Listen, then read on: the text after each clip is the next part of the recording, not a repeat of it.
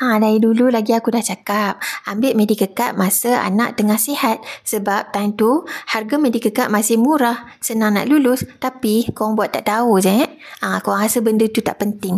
So, sekarang ni, bila anak korang dah didiagnose sakit jantung, sakit buah pinggang, sakit asma, waktu tu barulah korang nak cari aku. Korang ingat syarikat takaful ni, tabung kebajikan ke? Nak tunggu sakit baru nak ambil.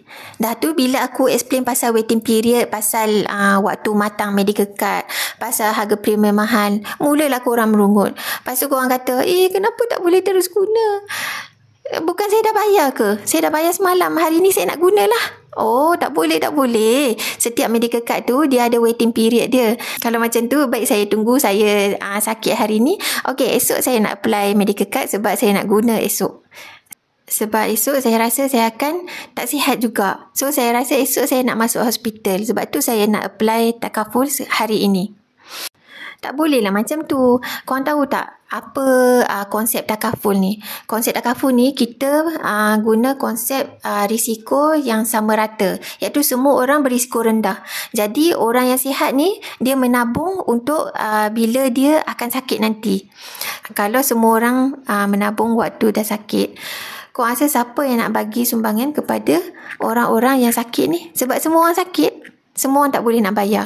Dah sasarlah tabung tu dia takkan cukup untuk claim untuk orang-orang yang sakit ni. Sebab tak cukup orang sihat yang nak menyumbang.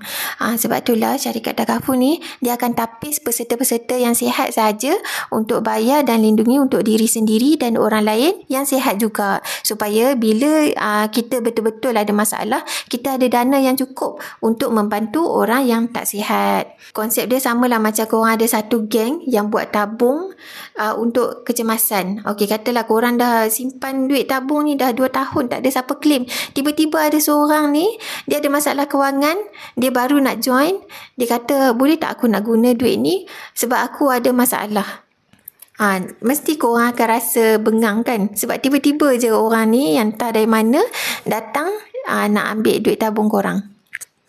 Jadi, korang jangan tunggu waktu dah sakit baru nak cari medical card.